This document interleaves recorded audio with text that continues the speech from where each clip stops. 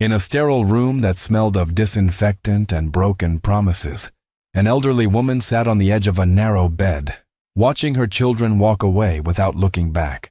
Her weathered hands clutched a small suitcase containing everything that remained of a lifetime spent loving people who had just decided she was too much trouble to keep. This is the story of Margaret Rose Whitman, a woman who spent 50 years building other people's dreams while her own talents lay buried beneath layers of duty and sacrifice. A woman who discovered that sometimes the cruelest abandonment becomes the most beautiful liberation, and sometimes the prison others build for you becomes the palace where you finally learn to rule your own life. Margaret had always believed that love meant giving everything and expecting nothing in return. That being a good mother meant disappearing into your children's needs until you forgot you had ever been a person with dreams of your own. She was about to learn that the greatest masterpiece she would ever create was the life she built from the ashes of her abandonment.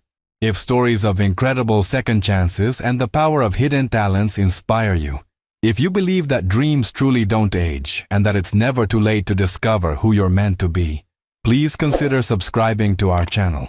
Your support helps us share more stories that prove the most beautiful chapters of your life might still be unwritten.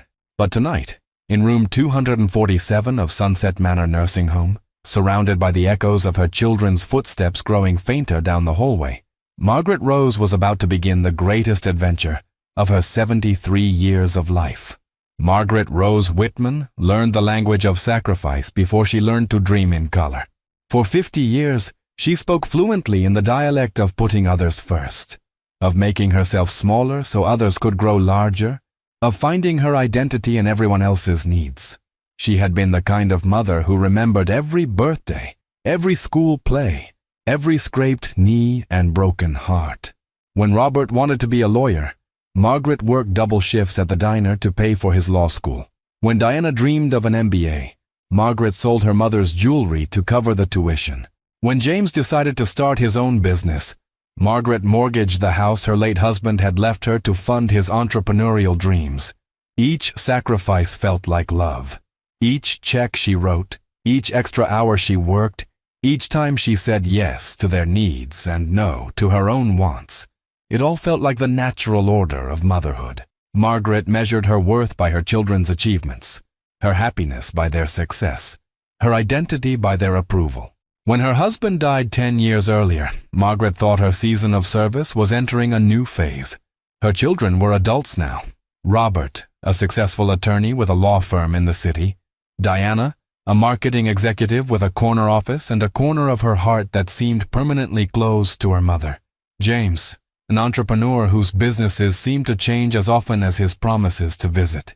But instead of growing closer after their father's death, Margaret's children grew more distant. They had their own families now, their own problems, their own lives that seemed to have less and less room for the woman who had made their lives possible. Margaret filled the loneliness by becoming even more useful. She babysat grandchildren without being asked. She cooked elaborate holiday dinners for children who showed up late and left early. She sent birthday cards with checks inside and received text message thank yous in return. When she fell and broke her hip at 71, Margaret thought her children would rally around her like she had always rallied around them. Instead, she discovered that love is not always a two-way street, and that the people you sacrifice everything for sometimes see your sacrifice as debt rather than gift. "Mom, you can't keep living alone," Robert had said during her recovery, not making eye contact. "It's not safe. You fell once. You'll fall again. I could move in with one of you," Margaret had suggested hopefully. "I wouldn't be any trouble. I could help with the grandchildren, with cooking." The silence that followed was the sound of 3 adult children realizing that their mother's usefulness had an expiration date. "Mom," Diana had said with the practiced gentleness of someone delivering bad news, "we think it would be best if you moved somewhere with professional care. Somewhere designed for people your age." People your age. The phrase hung in the air like a death sentence. Margaret wasn't a person anymore. She was a demographic. She wasn't their mother. She was their problem. "There's a lovely place called Sunset Manor," James had added, his voice bright with the forced enthusiasm of someone trying to sell a product he wouldn't buy for himself. "They have activities, people your age to socialize with, Medical staff on site. You'll love it there. Margaret looked at her 3 children, these accomplished adults she had raised with her own hands and heart, and saw strangers, successful strangers who had calculated the cost of caring for their mother and decided it was too high. But the most devastating part wasn't the decision itself. It was how relieved they looked once they had made it. The day Margaret moved to Sunset Manor was a Tuesday in October, chosen because it was convenient for her children's schedules. The autumn air was crisp with the promise of winter, and the leaves were beginning to let go of the trees, floating to the ground in a dance of beautiful surrender. Margaret sat in the front seat of Robert's Mercedes, watching familiar neighborhoods disappear behind her like chapters of a book being closed forever. Her entire life fit into 3 suitcases in the trunk, photographs, a few pieces of jewelry, clothes that no longer had anywhere special to go. "You're going to love it here, Mom," Diana said from the back seat, her voice carrying the hollow enthusiasm of someone trying to convince herself as much as her audience. "They have art classes, game nights, even a small library." Margaret nodded and smiled, because that's what she had always done, made it easier for her children to do difficult things by pretending those things weren't difficult for her. Sunset Manor sat on a hill overlooking the city like a benevolent fortress designed to contain the inconvenient elderly. The building was modern and clean, with wide hallways and bright common areas that couldn't quite hide the institutional reality beneath the cheerful facade. The intake process was efficient and impersonal. Forms to sign, medications to inventory, emergency contacts to list. Margaret watched her children provide information about her life, with the detached professionalism of people dropping off a package rather than a parent. Room 247 was small but adequate. A single bed, a dresser, a chair by the window that looked out onto a parking lot. Margaret's children helped her unpack with the hurried efficiency of people who had somewhere else to be. "We'll visit soon," Robert promised, already checking his phone. "Once you're settled in," Diana added, avoiding eye contact. "Maybe next weekend," James said, though Margaret could see in his eyes that next weekend was already full of more important things. And then they were gone. Margaret sat alone in her new room, surrounded by the remnants of a lifetime, and felt the weight of abandonment settle over her like a heavy blanket. For the first time in 73 years, Margaret Rose Whitman had nowhere to go, and no one depending on her. The woman who had spent 5 decades being essential had just discovered what it felt like to be expendable. That first night, lying in a bed that smelled like industrial detergent and other people's dreams deferred, Margaret allowed herself to cry. Not the quiet, polite tears of someone trying not to be a burden, but the raw, ugly sobs of someone whose heart was breaking in real time. She cried for the holidays she would spend in a common room instead of her own kitchen. She cried for the grandchildren who would grow up thinking of her as the grandmother who lived in that place, rather than the woman who had once been the center of their father's world. She cried for the 50 years of sacrifice that had led not to gratitude, but to abandonment. But mostly, Margaret cried for the woman she used to be, the woman with dreams and hopes and plans, who had disappeared so completely into motherhood that even she had forgotten she had ever existed. Tomorrow she would meet the other residents, learn the schedule of activities designed to keep elderly minds occupied and elderly bodies moving. Tomorrow, she would begin the process of learning how to live as someone whose purpose in life had been completed, whose usefulness had expired, whose love had been classified as more obligation than gift. But tonight, Margaret Rose Whitman mourned the end of the life she had known and tried to imagine what came next for someone who had never learned to live for herself. The first month at Sunset Manor passed like a series of watercolor paintings left in the rain. Everything blurred, muted, running together in shades of beige and resignation. Margaret learned the rhythm of institutional life: breakfast at 7, activities at 9, lunch at noon, rest time, dinner at 5, television until lights out. She met her fellow residents with the polite interest of someone making temporary friends on a permanent journey to nowhere. There was Mrs. Chen, who had been a mathematics professor before her daughter decided she was too forgetful to live alone. Mr. Rodriguez, a former jazz musician whose son thought the nursing home would be safer than his small apartment above the music store he could no longer afford to keep. The common room was filled with people like herself, men and women who had once been essential to someone, who had once had purposes and plans and people who needed them. Now they sat in circles playing bingo for prizes they didn't want, creating crafts no one would keep, participating in discussions about subjects that no longer seemed to matter.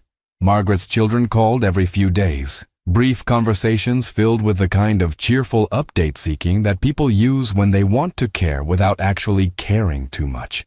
"How are you settling in, Mom?" Robert would ask. "Fine," Margaret would answer, because what else was there to say? "Making friends?" Diana would inquire. "Some," Margaret would reply, though friendship at 73 felt different than friendship at any other age, more about shared disappointment than shared dreams. "Need anything?" James would offer. "No, I'm fine," Margaret would insist, because needing something from children who had already decided you were too much trouble seemed like a special kind of humiliation. But Margaret wasn't fine. She was disappearing, day by day, activity by activity. She felt herself becoming smaller, quieter, less substantial. The woman who had once filled rooms with her energy and her care was fading into the institutional beige of a life without purpose. It was Elena Rodriguez, the activities coordinator, who noticed first. Elena was 34 years old, with kind eyes and the patient manner of someone who genuinely cared about the residents under her watch. "Mrs. Whitman," Elena said one Tuesday morning, as Margaret sat by the window in the common room, watching the world go by like a movie she was no longer part of. "Would you like to join us for art therapy today?" Margaret looked at the small group gathering around tables covered with art supplies, paintbrushes and canvases, colored pencils and sketch pads, watercolors that promised possibilities Margaret had never explored. "I'm not artistic," Margaret said, the words coming automatically. She had said them so many times over the years when her children had art projects, or when friends invited her to pottery classes or painting nights. There had never been time for such things when there were dinners to cook and laundry to fold and children to raise. "That's okay," Elena said gently. "Art therapy isn't about being good at art.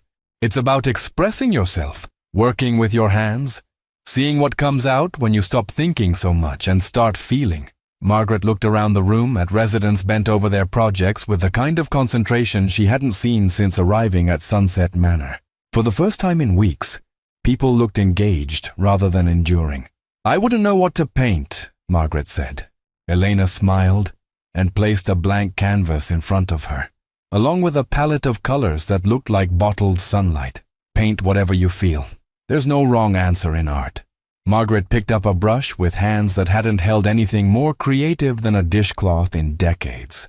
The weight of it felt strange, unfamiliar, like a tool for a job she had never applied for. She touched the brush to blue paint and then to the canvas. A single stroke, uncertain and wavering. Then another, and another. Something happened in that moment that Margaret would spend the rest of her life trying to understand. The brush in her hand stopped feeling foreign. The colors on the palette stopped looking like mess and started looking like possibility. The blank canvas stopped looking like empty space and started looking like home. Without conscious thought, Margaret began to paint. Not a picture of anything she could name, but something that came from a place inside her that had been locked away for so long she had forgotten it existed. Blues that reminded her of the sky over her childhood home. Yellows that felt like the laughter she used to have before she learned to be careful with her joy. Reds that pulsed with the passion she had once felt for life before she learned to live it for everyone else. When she finally looked up from the canvas, 2 hours had passed. The other residents had finished their projects and moved on to other activities. Elena sat quietly nearby, watching Margaret work with the expression of someone witnessing something miraculous. "Mrs. Whitman," Elena said softly. "That's extraordinary." Margaret looked at what she had created. A swirling, abstract landscape that seemed to contain every emotion she had been too polite to express for the past 50 years, and felt something she hadn't felt since her children were small, and still thought she was magic. She felt proud. Word spread quickly through Sunset Manor that quiet Margaret Whitman had created something remarkable in art therapy. Residents began stopping by Elena's activity room to see the painting that had somehow captured feelings they couldn't name, in colors they hadn't expected. It's like she painted longing, whispered Mrs. Chen. Like she painted hope, said Mr. Rodriguez. Margaret found herself returning to the art room every day, not for scheduled activities, but simply to paint. Elena, recognizing something special happening, made sure Margaret had access to supplies and space whenever she needed them. Each painting was different, but they all seemed to come from the same deep well of emotion that Margaret had spent decades pretending didn't exist. Abstract landscapes that felt like memories of places she'd never been. Portraits that seemed to capture the essence of people she'd never met. Still lifes that made ordinary objects look like they contained secrets. "Margaret," Elena said one afternoon as Margaret cleaned her brushes after a particularly intense painting session, "have you ever shown your work to anyone? I mean, professionally?" Margaret laughed, the sound carrying decades of dismissed dreams. "Elena, I just started painting 6 weeks ago. I'm 73 years old. I don't think there's much professional future in that. Age is just a number," Elena said. "But talent is eternal. And Margaret, what you're creating, it's not the work of a beginner." That night, alone in room 247, Margaret looked at her hands. Hands that had changed 1,000 diapers, prepared 10,000 meals, folded mountains of laundry, wiped away countless tears that weren't her own. These same hands, it seemed, could also create beauty. She called Robert, something she rarely did anymore since their conversations had become exercises in polite distance. "Mom, is everything okay?" Robert's voice carried the alarm of someone who had classified his mother as a problem to be managed rather than a person to be celebrated. "I've been painting," Margaret said. Silence. Then, "That's nice, Mom. Good for you. Staying busy is important. Robert, I think I might be good at it." Another pause. "Well, I'm sure it's a nice hobby. Great way to pass the time." Hobby. Time to pass. Margaret felt the familiar sting of having her experiences diminished by children who had long since stopped seeing her as capable of significance. "I was thinking," Margaret continued, though she could hear Robert's attention already shifting to more important things. "Maybe you could come see some of my paintings when you visit next." "Of course, Mom. We'll definitely take a look." But Margaret could hear it in his voice, the patronizing patience of someone humoring an elderly relative's harmless delusions. To Robert, her painting was arts and crafts, not art. Margaret hung up the phone and looked at her reflection in the darkened window. For the first time in months, the woman looking back at her didn't look defeated. She looked determined. The next morning, Elena found Margaret in the art room before breakfast, painting with an intensity that seemed to transform the very air around her. "Margaret, I have an idea," Elena said.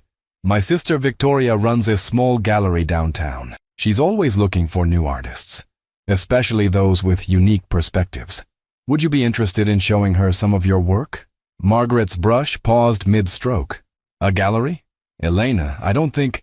What if I arranged for her to come here? No pressure, just a look. What's the worst that could happen?" Margaret thought about the worst that could happen. Victoria could confirm what her children already believed, that her painting was the harmless dabbling of an elderly woman trying to fill empty hours. She could be kind but dismissive, the way people were when they wanted to let you down gently. But for the first time in years, Margaret also considered what the best thing that could happen might be, and that possibility, however remote, felt worth the risk. "All right," Margaret said, surprising herself with her courage. "Let her come." 3 days later, Victoria Martinez walked into the art room at Sunset Manor expecting to humor her sister's enthusiasm for an elderly resident's hobby. She left 2 hours later with tears in her eyes, and 5 of Margaret's paintings carefully wrapped in her car. "Mrs. Whitman," Victoria said, holding Margaret's hands in hers, "I've been in the art world for 15 years. I've seen thousands of pieces, worked with hundreds of artists. What you've created here, it's not just good, it's extraordinary. It's the kind of work that makes people stop in their tracks and remember why art matters." Margaret felt something inside her chest that had been sleeping for so long she had forgotten its name. Later, she would recognize it as the feeling of being seen, not as someone's mother or someone's burden, but as herself. "What happens now?" Margaret asked. Victoria smiled. "Now we see if the world is ready for Margaret Rose Whitman." Victoria Martinez had seen enough art in her 15-year career to recognize something special when it walked into her life wearing the humble clothing of a nursing home hobby. Margaret's paintings possessed a quality that couldn't be taught or faked, the raw honesty of someone painting from the soul rather than from technique. "I want to include 3 of your pieces in our next group show," Victoria told Margaret during their second meeting. "It's called Emerging Voices, and it features artists who are just beginning to find their public voice." Margaret almost laughed at the irony. Emerging at 73, finding her voice just as most people her age were assumed to be losing theirs. The opening night of the show arrived like a gift Margaret hadn't dared to expect. Elena had arranged for Margaret to attend, and even convinced Sunset Manor's administration to let her stay out past the usual curfew. Margaret stood in the gallery wearing a navy blue dress she hadn't worn since her husband's funeral, watching strangers examine her paintings with the kind of serious attention she had never expected her work to receive. People weren't just looking. They were studying, discussing, feeling.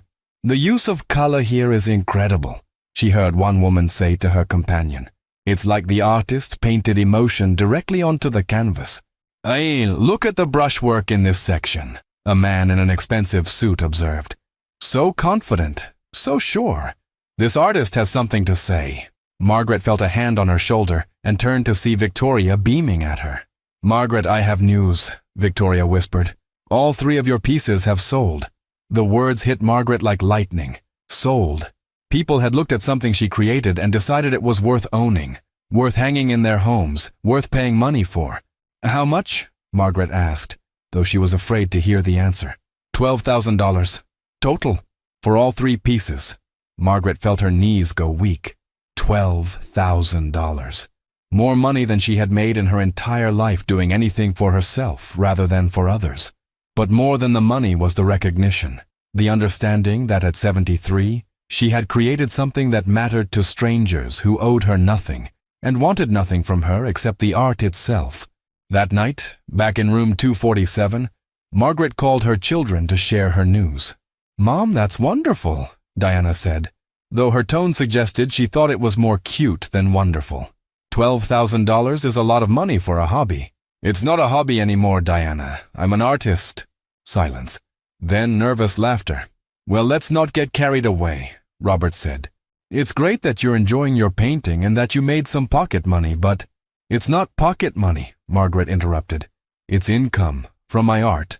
"Mom," James's voice carried the gentle condescension of someone explaining reality to a child. "You can't possibly think this is sustainable. You're 73 years old. You started painting 3 months ago. This was probably just beginner's luck." Beginner's luck. The phrase stung because it dismissed not just her success, but her possibility. Her children couldn't imagine that she might be capable of something they hadn't already catalogued and categorized. "Maybe you're right," Margaret said quietly. But for the first time in her life, she hoped her children were wrong about her. They were about to be more wrong than they could possibly imagine. 6 months after her first sale, Margaret Rose Whitman had become something no one expected. A sensation. What had started as 3 paintings in a small group show had evolved into a solo exhibition titled Late Bloom, the Margaret Rose Whitman Collection.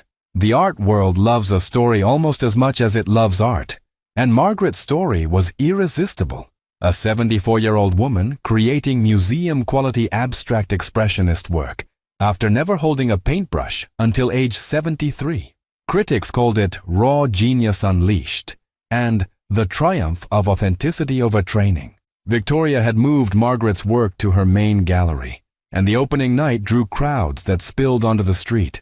Margaret's paintings sold for increasing amounts, $15,000, then $25,000, then $40,000 worth each. Art collectors began calling Victoria asking about the Whitman pieces before they were even finished. Margaret herself had been transformed by the process. No longer the quiet, resigned woman who had arrived at Sunset Manor, she had become confident, purposeful, energized. She painted every day now, sometimes for 8 or 10 hours, driven by a creative urgency that felt like making up for lost time. The nursing home had given her a larger room that could accommodate an easel and proper lighting. Other residents visited to watch her work, treating her with the kind of respect reserved for someone who had achieved something remarkable. Local news stations interviewed her. Art magazines featured her story. But the most significant change was financial. In less than a year, Margaret had earned more money from her art than she had saved in a lifetime of working for others. She now had financial independence that made her less dependent on her children's decisions about her care and her future. When the first major magazine article about her appeared, a 3-page feature in Art Today titled "Never Too Late, Margaret Rose Whitman's Extraordinary Emergence," Margaret's phone began ringing constantly. "Mom," Robert's voice was different now, tinged with something that sounded almost like respect. "I saw the article. Congratulations." "Thank you," Margaret said simply. "The reporter mentioned that your paintings are selling for significant amounts. That's incredible." Margaret could hear her children recalculating her value in real time. The woman they had dismissed as a burden was becoming someone with assets, with earning potential, with a future that might be more lucrative than her past. "I've been thinking," Diana said during her next call, "maybe we should talk about your living situation.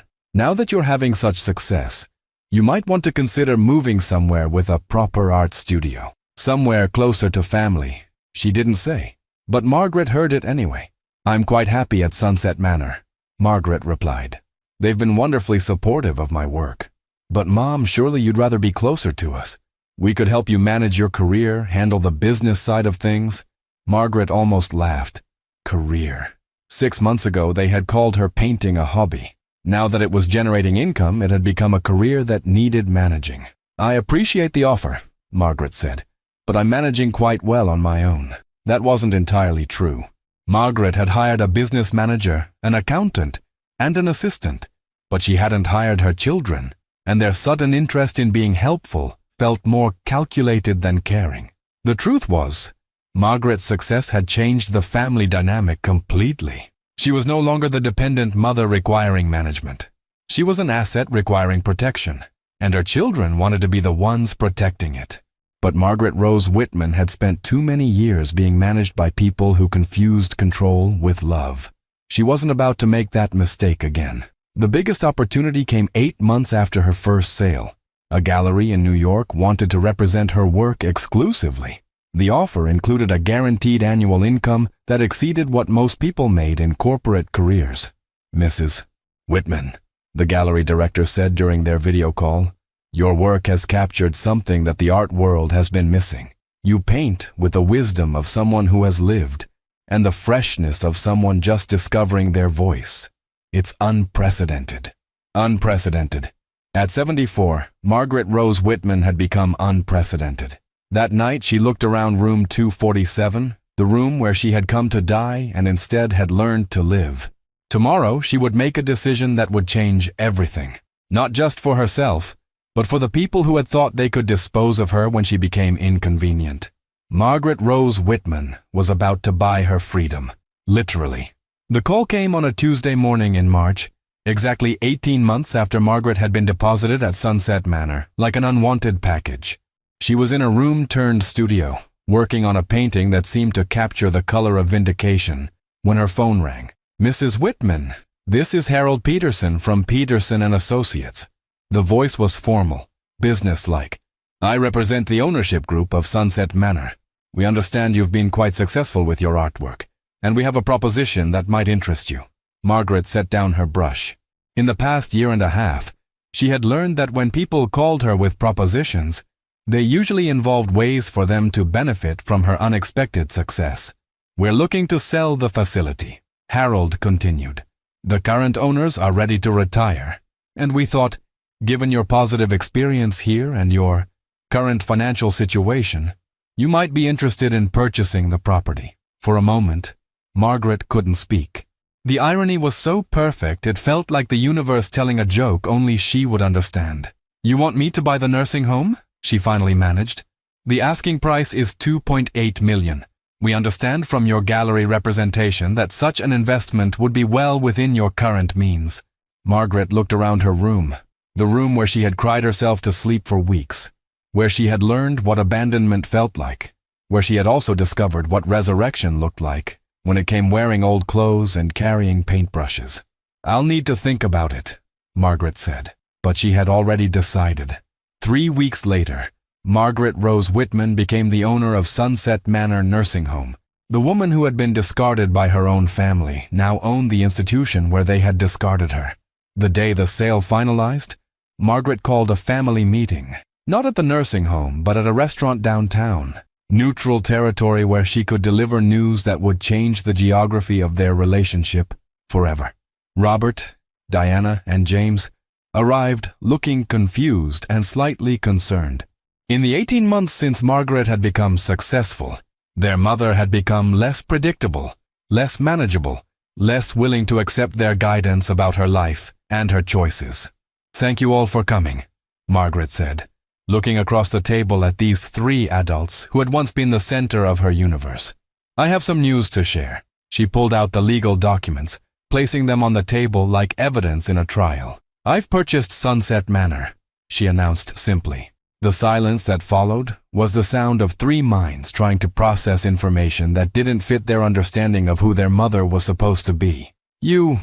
what?" Diana was the first to find her voice. "I bought the nursing home for $2.8 million. Cash." Robert's lawyer brain kicked in first. "Mom, that's a major financial decision. Did you consult with anyone? Did you have the contracts reviewed? Do you understand the liability implications of owning a healthcare facility?" "I consulted with my attorney, my accountant, and my business manager," Margaret replied calmly, "all of whom, coincidentally, I hired myself." James leaned forward, his entrepreneur mind calculating. "Mom, this could be a great investment opportunity. We should talk about forming a family corporation to manage the property. I could oversee operations, Diana could handle marketing, Robert could manage the legal aspects." "No," Margaret said quietly. The single word hung in the air like a period at the end of a sentence no one had seen coming. "No." Diana's voice carried the incredulity of someone who had never heard her mother refuse to include them in something important. "I'm not forming a family corporation. I'm not asking for your help managing the property. I'm not consulting with you about my business decisions. I'm informing you of them." Margaret looked at each of her children in turn, seeing them clearly for perhaps the first time in their adult lives. 18 months ago, you decided I was too much trouble to keep. You deposited me at Sunset Manor because caring for me was inconvenient for your lives. You told me it was for my own good, but we all knew it was for yours. Robert started to speak, but Margaret held up her hand. "I'm not finished. You abandoned me because you saw me as a burden, as someone whose usefulness had expired. You never once considered that I might have untapped potential, undiscovered talents or dreams that had been deferred rather than destroyed." Tears were starting in Diana's eyes, but Margaret felt no satisfaction in them. This wasn't about revenge, it was about truth. "But I don't blame you for not seeing my potential. I hadn't seen it myself. Sometimes the greatest gifts come disguised as the worst traumas. Being abandoned by you was the worst thing that ever happened to me. It was also the best thing that ever happened to me." Margaret gathered the papers from the table, sliding them back into her folder. "I now own the place where you left me to die. I've transformed it from a warehouse for unwanted elderly people into a place where seniors can discover new purposes, develop new talents, and live with dignity.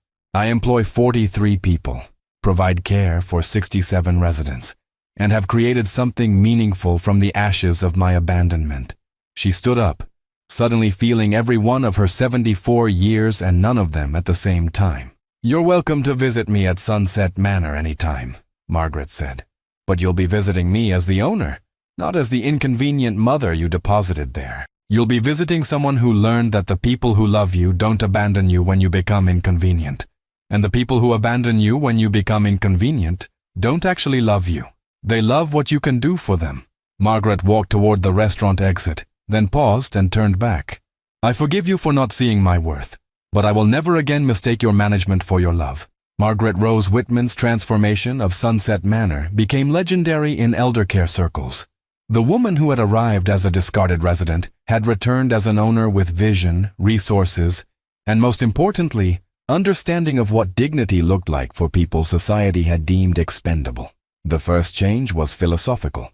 Margaret renamed the facility Renaissance Manor, reflecting her belief that the residents weren't declining toward death, but potentially ascending toward purposes they had never imagined. The sterile institutional atmosphere gave way to something that felt more like a creative community than a medical facility. Margaret converted the old activity room into a proper art studio, equipped with professional supplies and natural lighting. She hired Elena Rodriguez as the Director of Creative Development and brought in instructors for painting, sculpture, writing, music, and even photography.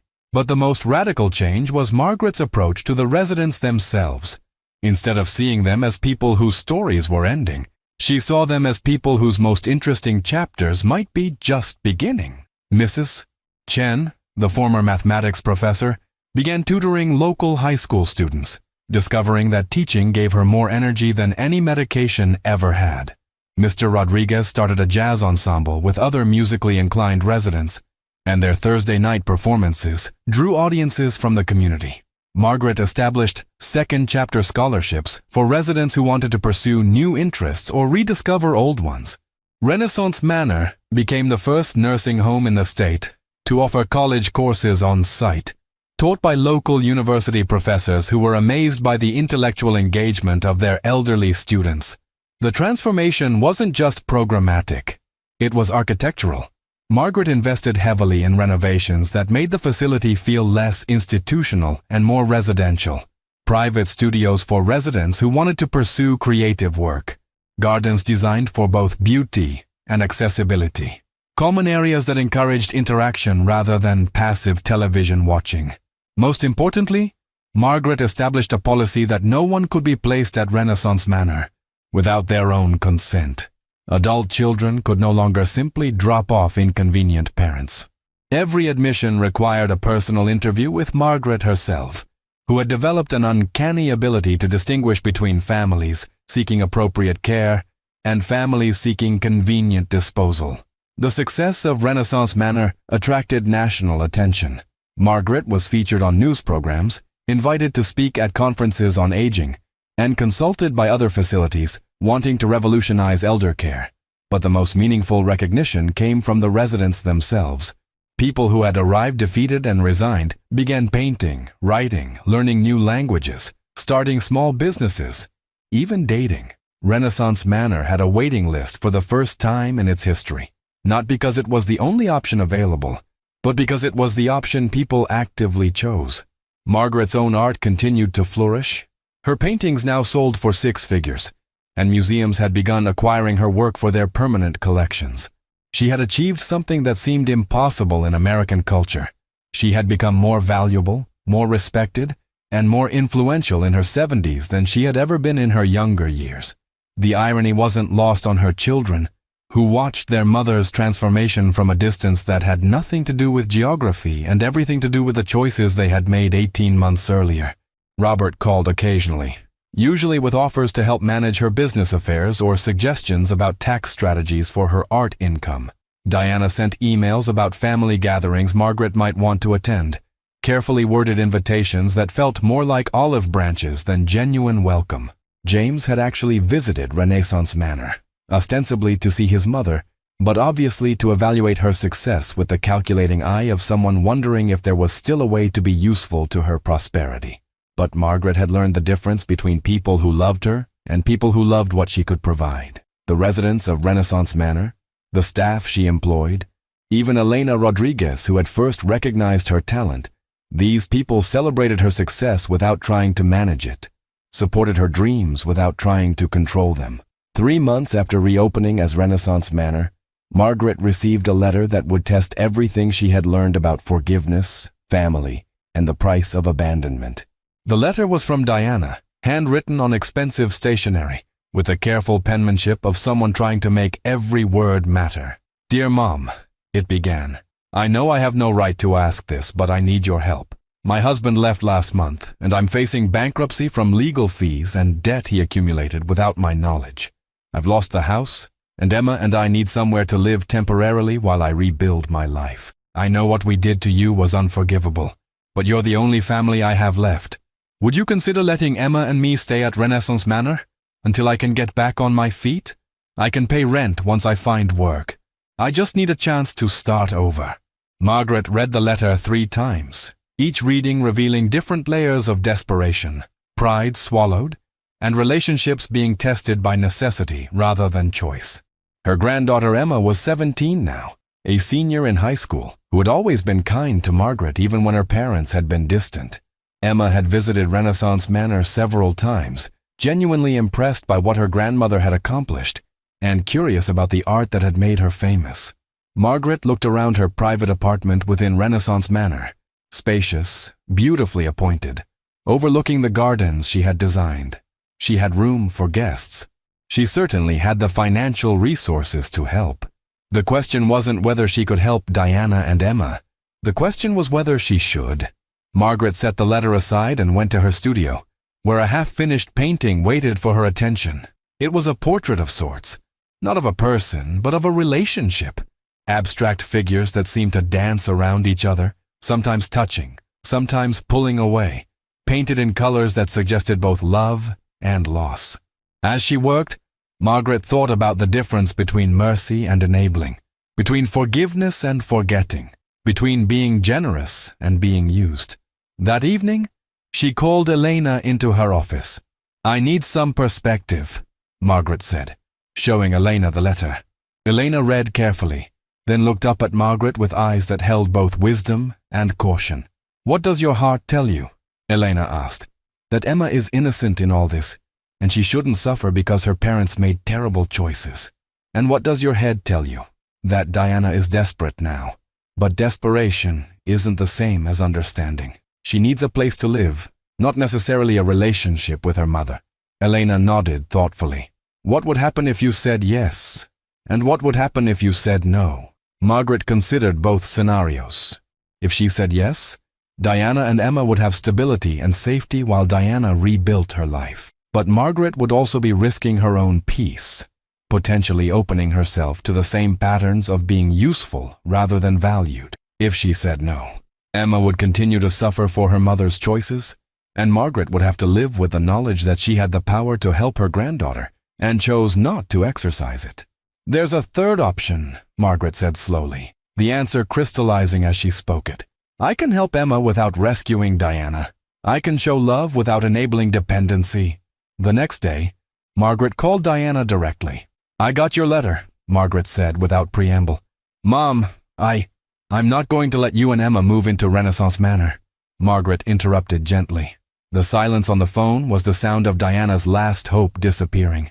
"But," Margaret continued, "I'm going to help you both, on my terms." She had spent the night working out the details, consulting with her attorney and accountant to ensure everything was legal and clear. "I'm going to pay for Emma's college tuition, room and board, all 4 years, any school she chooses. I'm also going to give you a loan, not a gift, a loan, for $50,000 to help you get back on your feet. You'll pay it back at 0 interest over 10 years. Diana was crying now, but Margaret wasn't finished. "In exchange, I want something from you. I want honesty. I want you to acknowledge what you and your brothers did to me 18 months ago. I want you to understand that abandoning me wasn't kindness disguised as difficult decisions. It was convenience disguised as care. And I want you to commit to building a real relationship with me, not because you need something from me, but because you choose to know me as a person, rather than just as your mother." "Mom, yes, of course, anything—" "Diana," Margaret said firmly, "this isn't about gratitude or desperation. This is about recognition. Do you understand the difference between those things?" There was a long pause. Then Diana's voice, smaller now, more honest. "I think I'm beginning to." "Good," Margaret said, "because I've learned something important in the past 18 months. I've learned that the people who love you celebrate your success instead of trying to manage it. They support your dreams instead of trying to control them. They include you in their lives because they want you there, not because they need something from you." Margaret looked out her window at the gardens of Renaissance Manor, where residents were pursuing hobbies and friendships and purposes they had never expected to find in their 70s and 80s. "I'm willing to try again with you and your brothers," Margaret said, "but it has to be different this time. I'm not going back to being the mother who disappears into everyone else's needs. I'm the mother who owns a nursing home, runs a business, and sells paintings to museums. I'm the mother who learned that love doesn't mean self-erasure. I understand, Diana whispered. And Mom, I'm proud of you. I should have said that earlier, but I was too. I was too afraid of what your success meant about our failure. Margaret felt something in her chest that had been clenched tight for 18 months finally begin to relax. It doesn't mean you failed, Diana. It means we all had more to learn about love.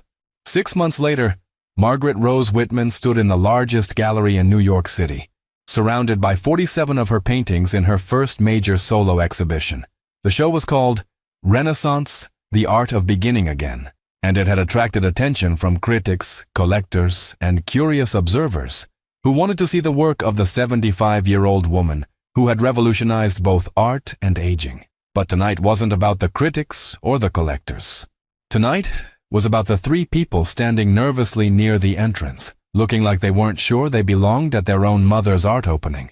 Robert, Diana, and James had all come to New York for the exhibition. It was the first time they had been together as a family since the restaurant meeting, where Margaret had announced her purchase of the nursing home. The past 6 months had been a slow, careful process of rebuilding relationships that had been damaged by years of taking each other for granted. Diana was keeping her promise to develop a real relationship with her mother, visiting Renaissance Manor regularly and actually listening when Margaret talked about her work, her art, and her life. Robert had gradually stopped trying to manage his mother's affairs and started trying to understand them instead. He had even brought his own teenage son to meet his grandmother, amazed by how engaging she was when she wasn't being treated like a burden. James had surprised everyone, including himself, by asking Margaret for business advice about his latest venture. For the first time in their relationship, he was learning from her rather than the other way around. But the most significant change was in Emma, Margaret's granddaughter, who had blossomed under her grandmother's support and attention. Emma was now a freshman at art school, studying photography with the same passion Margaret had discovered for painting. They talked weekly, artist to artist, woman to woman, grandmother to granddaughter. "Grandma," Emma said, approaching Margaret with a camera around her neck. "Can I take some photos of you with your paintings for my portfolio?" Margaret smiled at this young woman who had inherited not just her genes but apparently her artistic vision. "Of course, sweetheart." As Emma positioned Margaret in front of one of her largest canvases, a swirling explosion of colors that seemed to contain every emotion Margaret had ever felt, Robert approached hesitantly. "Mom," he said, and his voice carried something it hadn't held in years. Genuine admiration. "This is incredible, all of this. What you've built, what you've created. I had no idea you were capable of something like this." Margaret looked at her eldest son, the lawyer who had reduced her to a liability to be managed, and saw something different in his eyes now. Respect, wonder, maybe even a little bit of awe. "I didn't know either," Margaret said honestly. "That's the thing about potential. Sometimes it stays hidden until circumstances force it into the light." Diana joined them, tears streaming down her cheeks as she looked at her mother's art covering the walls of one of New York's most prestigious galleries. "I keep thinking about what we almost did," Diana said quietly. "We almost buried all of this. We almost convinced you that your life was over, when your most important work hadn't even begun." Margaret reached out and took her daughter's hand. "Diana, you didn't almost bury this. You uncovered it. If you hadn't abandoned me at Sunset Manor, I never would have discovered that I could paint. Sometimes the worst thing that happens to you is also the thing that saves you." James, who had been quietly studying the price tags on Margaret's paintings with the calculating eye of someone who understood commerce, shook his head in amazement. "Mom, do you realize what you've accomplished? In 2 years, you've gone from being our dependent to being, well, more successful than any of us." Margaret looked around at her children, these adults she had raised and sacrificed for and worried about for decades, and felt something she had never experienced before. She felt proud of them for learning to see her as a person rather than just a parent. "Success isn't just about money or recognition," Margaret said. "It's about becoming who you were always meant to be, even if that happens later than you expected." The gallery was filling with people now, art collectors, critics, other artists, and curious admirers who had heard about the elderly woman creating masterpieces after age 73. Margaret watched them examine her work with the same serious attention she had once craved from her own children. But the most meaningful moment came when Elena Rodriguez arrived with a group of residents from Renaissance Manor. Mrs. Chen, now 81, and still tutoring students. Mr. Rodriguez, whose jazz performances had become legendary in their community, and a dozen other seniors who had learned, under Margaret's influence, that age was not the end of possibility, but potentially the beginning of it. "Margaret," Elena said, tears in her eyes as she looked around the gallery. "Look what you've done. Look what you've inspired." Margaret looked at the residents of Renaissance Manor, elderly people who had been written off by society and often by their own families, now engaging with art and artists as equals. She looked at her children, learning to see their mother as a person worthy of respect rather than management. She looked at her granddaughter, inheriting not just genetic material, but also the courage to pursue dreams regardless of what other people thought was practical or possible. "You know what the most amazing part is?" Margaret said to Elena, loud enough for her children to hear. "I spent 50 years trying to be the perfect mother, and I was mediocre at it. I've spent 2 years trying to be myself, and I'm extraordinary at it." That night, after the gallery closing, after the congratulations and the interviews and the promise of future exhibitions, Margaret sat in her hotel room overlooking the city where her art was now being celebrated. She pulled out her phone and called the person she most wanted to share this moment with. Not her children, though she loved them, but Elena Rodriguez, the woman who had first handed her a paintbrush and changed the trajectory of her entire life. "Elena," Margaret said when her friend answered, "I want to thank you for something." "For what?" "For seeing me before I could see myself. For believing in my potential when I had forgotten I had any. For treating me like an artist before I had created any art." Elena's voice was warm with understanding. "Margaret, you don't thank a gardener for recognizing that a seed is capable of becoming a flower. You were always an artist. I just happened to be around when you finally got the right soil and sunlight to grow." Margaret looked out at the New York skyline, lights twinkling like stars brought down to earth, and thought about all the seeds of possibility that might be buried in people who had been told their growing season was over. Tomorrow, she would fly back to Renaissance Manor, back to her studio, back to the life she had built from the ashes of abandonment. She would continue painting, continue running her revolutionary nursing home, continue proving that the most beautiful chapters of a life could be written at any age. But tonight, Margaret Rose Whitman sat in a city that had celebrated her art and felt something she had never quite felt before. Completely, authentically, unapologetically proud of who she had become. Today, Margaret Rose Whitman is 77 years old. She rises each morning in her apartment at Renaissance Manor, the nursing home she owns, the community she transformed, the place where she first learned that abandonment could become liberation if you had the courage to see it that way. Her daily routine would exhaust people half her age. She paints for 4 hours each morning, her studio flooded with natural light that illuminates canvases worth more than most people's homes. She spends her afternoons managing Renaissance Manor, reviewing applications from potential residents, consulting with other facilities that want to revolutionize elder care. Her evenings are for relationships, dinner with residents who have become friends, video calls with Emma, who is thriving in art school, conversations with her children, who have learned to see their mother as a person worthy of admiration rather than management. But Margaret's greatest achievement isn't her art, though her paintings now hang in museums across the country. It isn't her business success, though Renaissance Manor has become the gold standard for dignified elder care. It isn't even her financial independence, though she has accumulated wealth that makes her children's inheritance concerns laughably irrelevant. Margaret's greatest achievement is the transformation of her own understanding of what it means to love and be loved. "I spent 50 years confusing service with love," Margaret told a reporter last month during an interview for a documentary about late-life creativity. "I thought love meant disappearing into other people's needs. I thought being a good mother meant having no identity beyond motherhood.